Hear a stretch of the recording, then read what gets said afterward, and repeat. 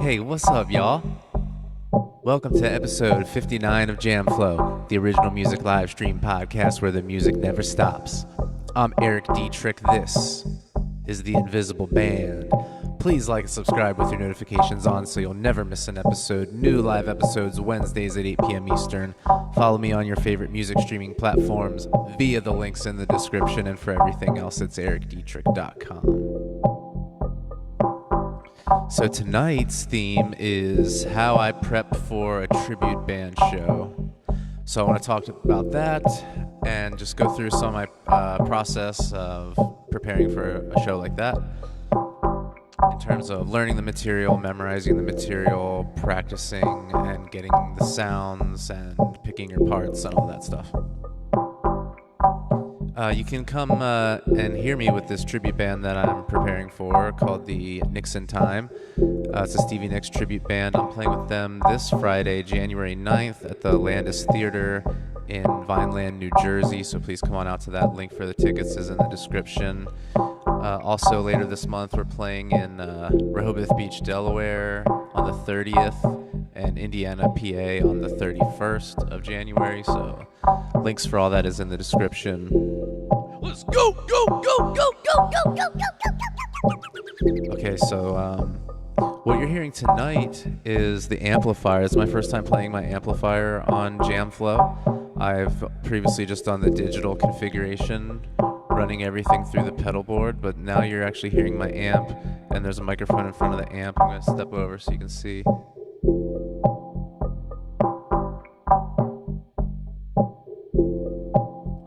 So this amplifier back there, the Fender Deluxe with the SM57 microphone in front of it.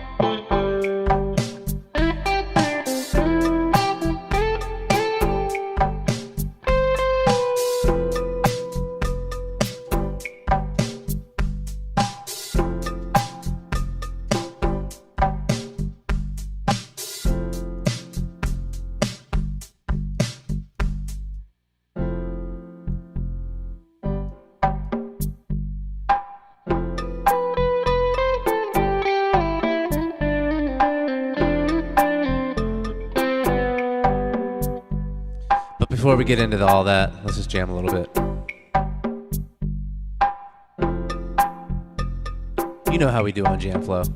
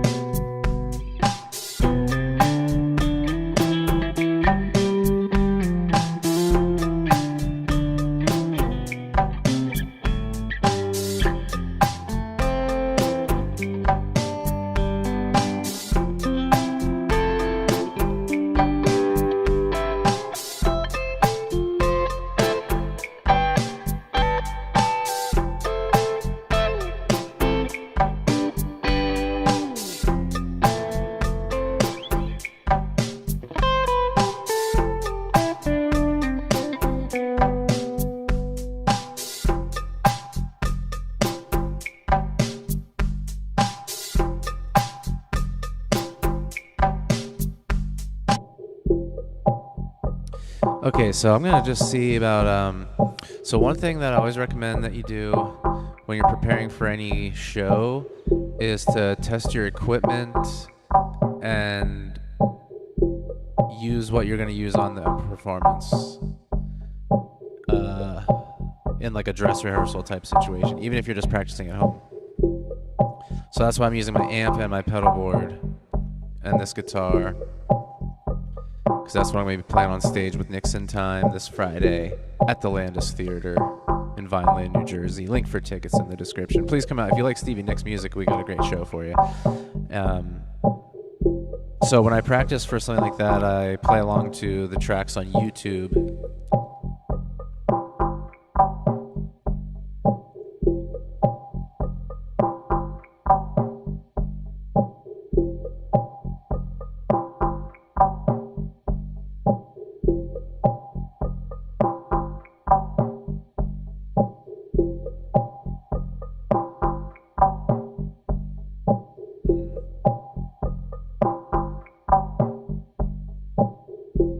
So let's see if we can do an example of that.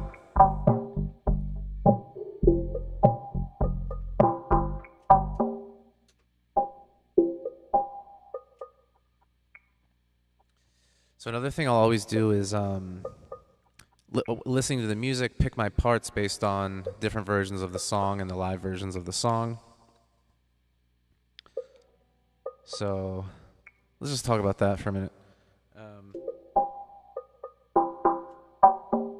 Like I'll listen to the live version of a particular song, try to emulate the guitar part for that, and also listen to the studio version of the song for all the different layers and signature licks, and put together a live guitar part that I think is representative of the song and in a fun way that's enjoyable for me to play, and that gets the signatures and the vibe of the song.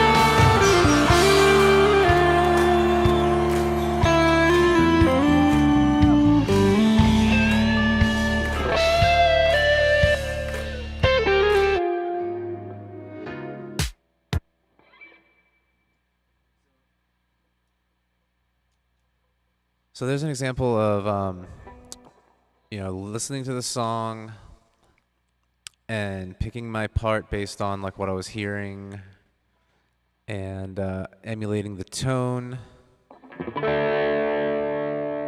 of the guitar, the same type of guitar sound.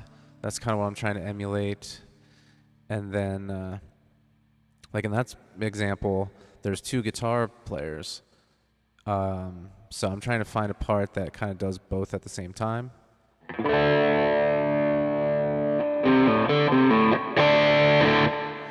And I find it important to use the same gear. That's why I want to do that tonight, like I was saying. Instead of just the pedal board with the Strymon Iridium to get my guitar sound, I wanted to practice getting the sound of the amp.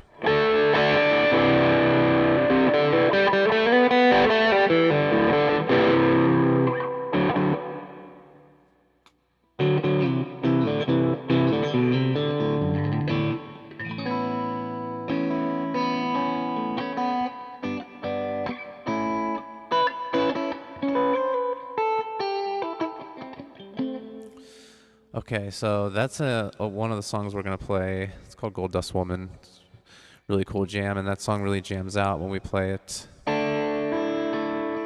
So we got to do a podcast interview last night with the Nicks in Time to promote the show at the Landis Theater from the people that are part of the Landis Theater organization over there in Vineland, New Jersey. And they're asking us about how we prepare the material and put on the show and things about the show and, you know, the different members and what we do and stuff like that as a band. And that's what inspired me to also do this episode tonight, to talk about, you know, how do you get ready for a gig like that. It was interesting. They had some interesting topics. The guitar nerd in me thought it was interesting about picking the parts, selecting parts that you're going to play for the live show. Because an album might have a bunch of layers of parts, a song, and, you know, you pick and choose what you want to play and how to play it. And most importantly, just have fun.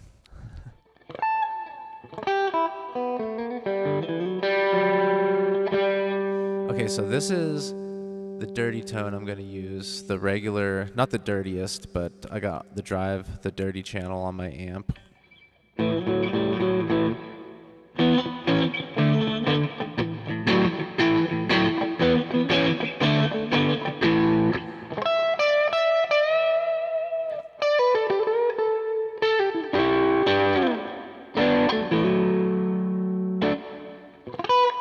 So that's what that sounds like. And then for that first song, for example, I'm going to throw on some extra gain to take it from here to here.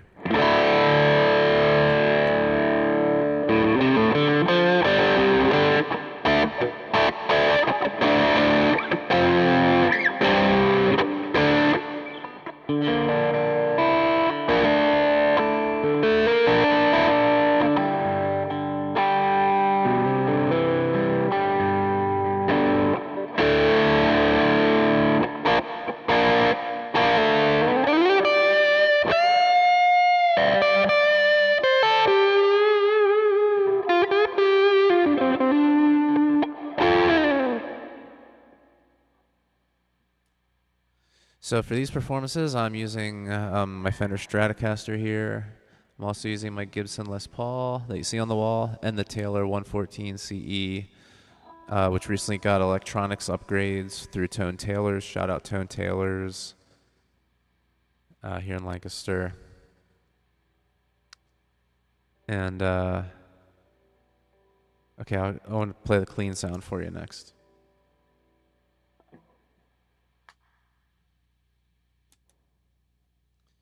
I'm bringing my pedal board to the gigs, the one here on the right. And really all I'm using is like reverb, the volume pedal, and the wireless and the tuner. Oh, and that JHS Sweet Tea V3 for the boost. And, you know, I'm going to use the Archer pedal too. But it is a little overkill because I'm not using the delay or modulation really.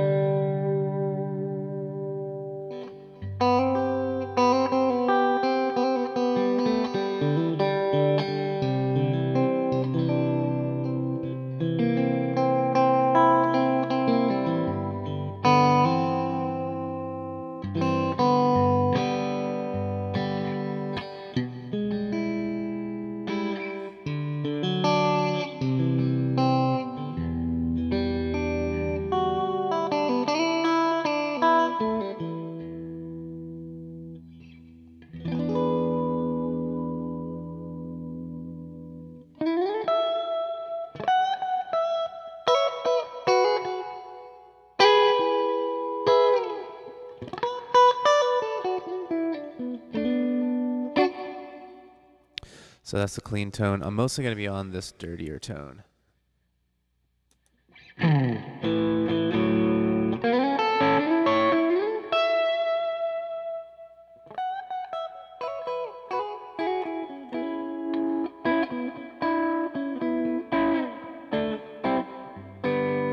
It does clean up quite nice, though, when you bring the volume down and you lose some of the gain for a cleaner tone. As opposed to...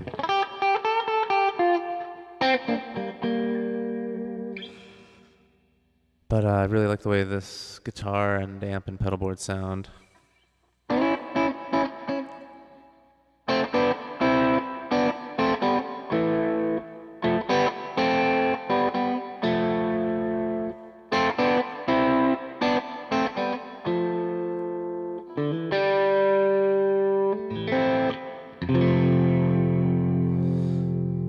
Okay, let's try it with the Les Paul.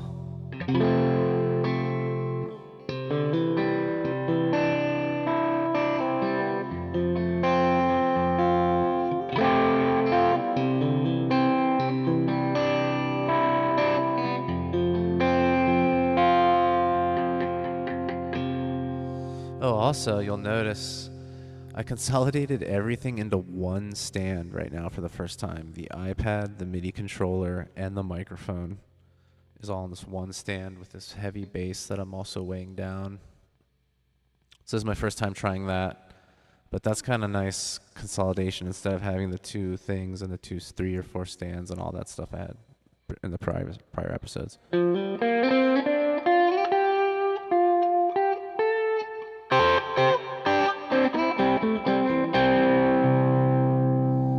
So I'm going to change to the Les Paul, and you'll hear how this is still pretty clean in comparison to when I pull out the Les Paul. It just sounds straight up dirty, rock and roll, heavy, fat sound compared to this. Stratocasters are known for a more thin sound.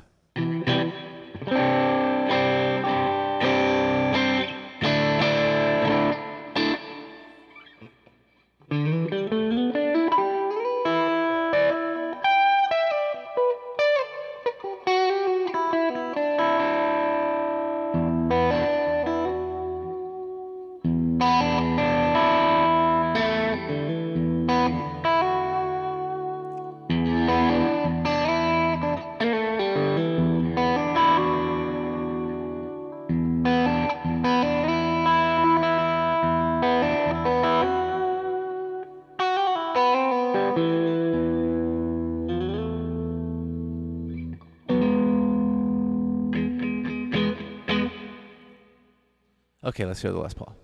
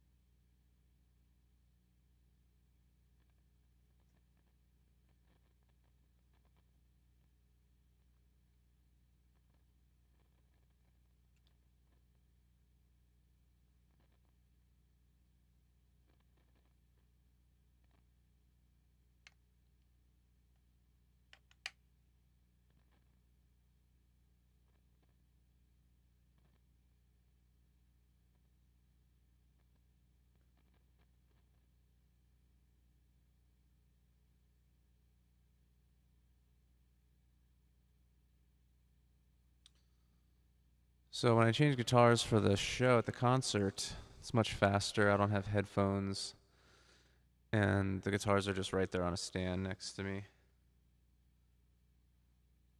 Okay, let's see if this sounds more rock and roll sounding.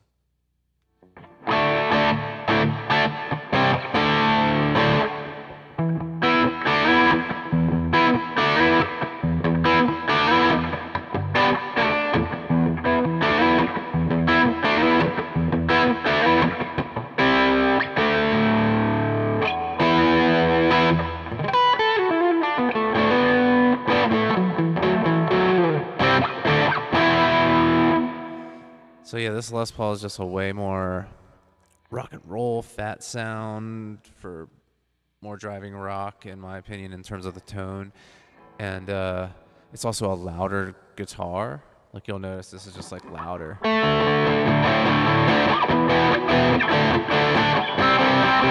All things being equal, when I just switch guitars, it's louder. I use this guitar on the Tom Petty songs. What else?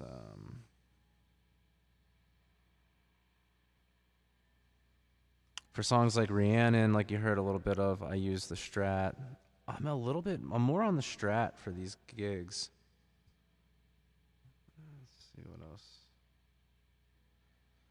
Yeah, the big hit songs, Dreams, I'm on the Strat.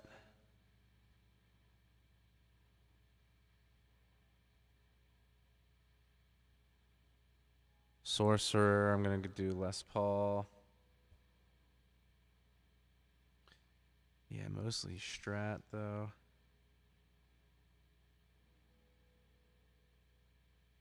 If Anyone Falls in Love, Rooms on Fire, those are Les Paul. Don't Stop, Les Paul.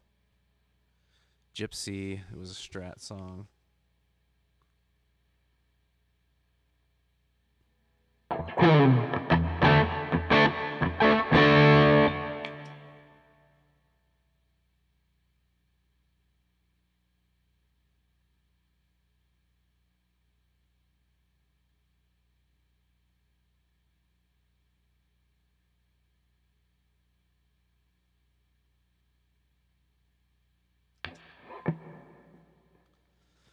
So I've always found that the best way to learn songs is by ear.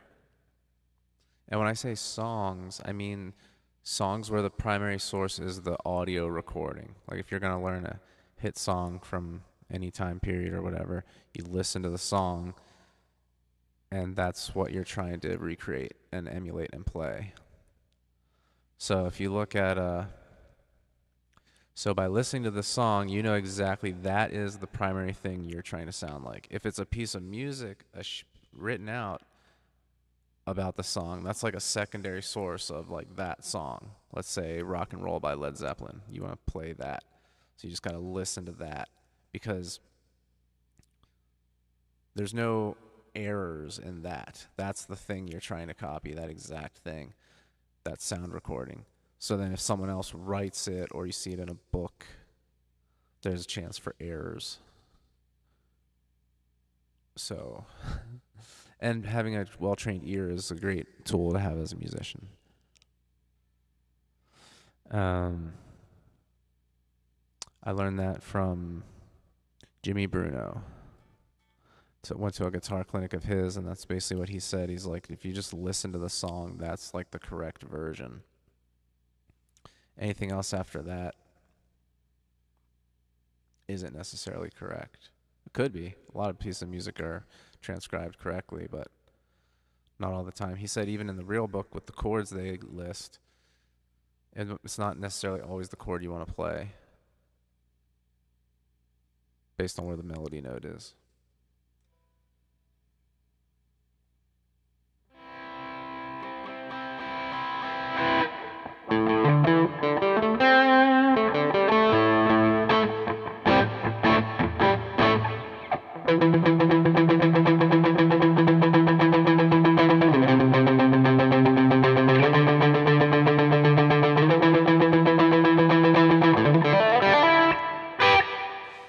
Probably recognize that part. That's like, sounds like Edge of 17.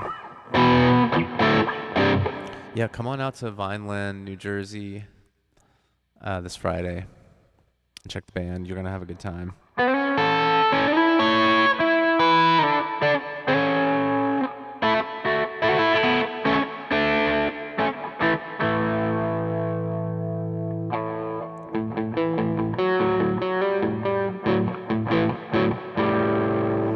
So when it comes to memorizing music, sometimes what I'll do, or like a piece of pop music, a certain song, like for this band, for example.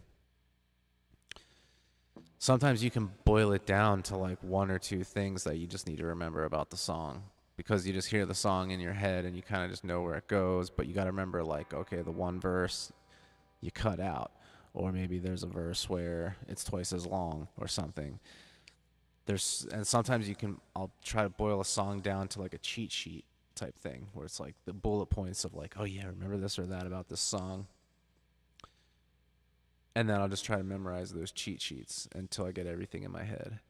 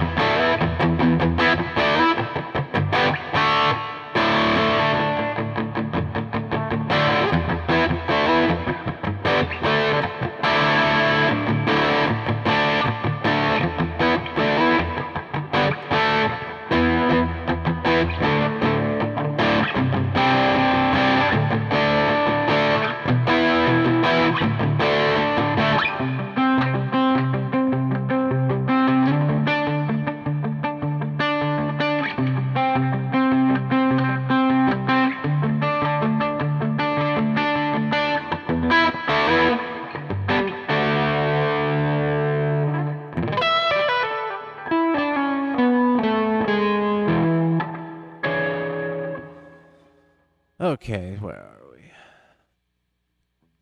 So, it's been nice to come on here and talk with y'all. Let's see if we can get a little jam going again.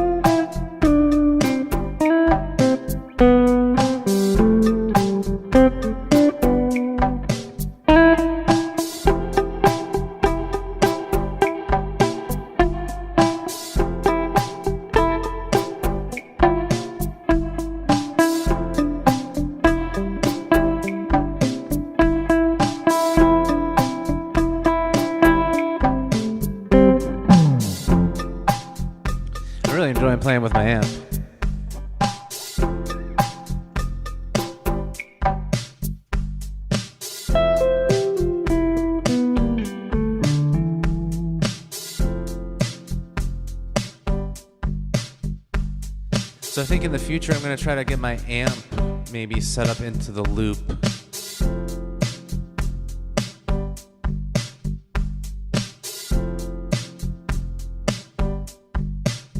Let's go.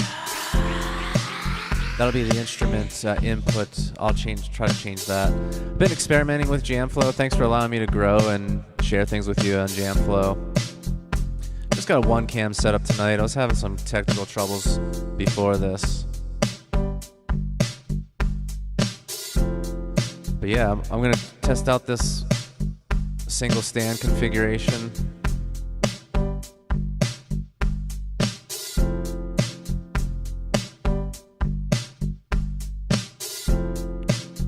When I do a solo show, I typically only I don't bring this keyboard, typically. So having all of this, including the microphone on one stand, is appealing. It's not quite ideal. I need some other type of boom piece to go in here that I can get this like up higher and away from the screen. But this ain't bad for what I have.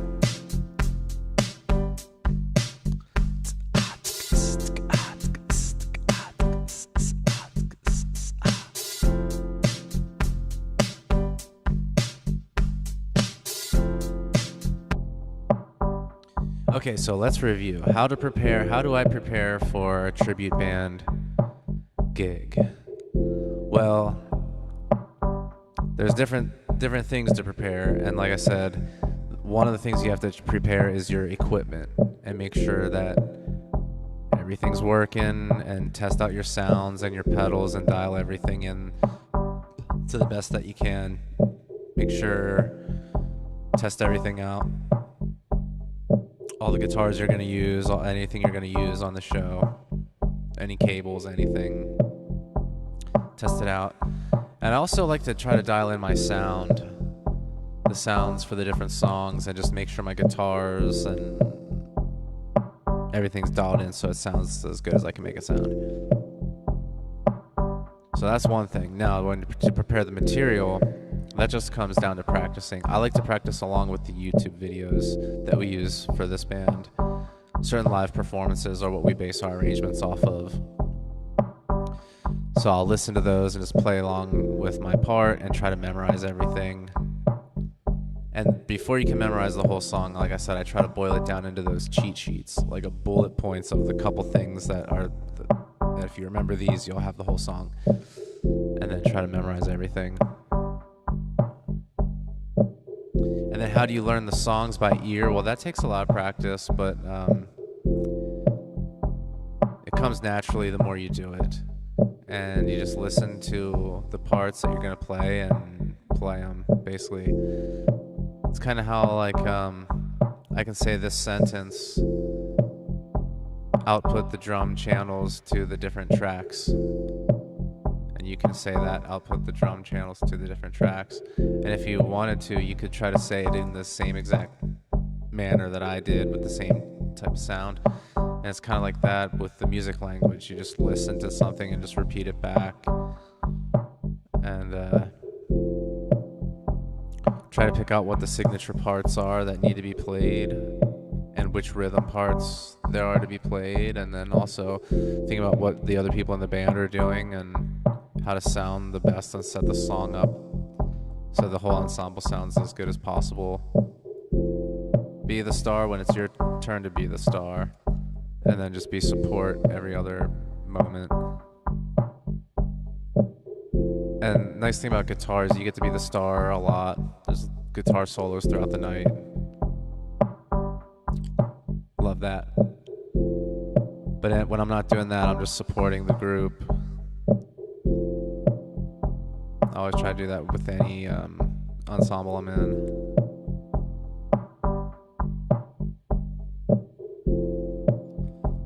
Okay, so I'm going to wind it down here. Appreciate y'all. Peace and love. Happy 2026, this first episode of this year. The best is yet to come, y'all. I'll keep you updated on here. And come on out to Nicks in Time either this Friday at the Landis Theater in Vineland, New Jersey, or the 30th of January for the 31st of January at Indiana Theater in Indiana, PA. The 30th is in Rehoboth Beach, Palm Beach Bar and Grill. So tickets for everything is in the description. Stay tuned. Peace and love. Like I said, I was having some technical problems with my recording video stuff, so I don't have my outro video set up. So just use your imagination. Maybe I can put it in post. I won't. Happy Jam Flow. Happy New Year. Come on out to the shows, and thank you for all the support thus far. Peace and love. Peace and love.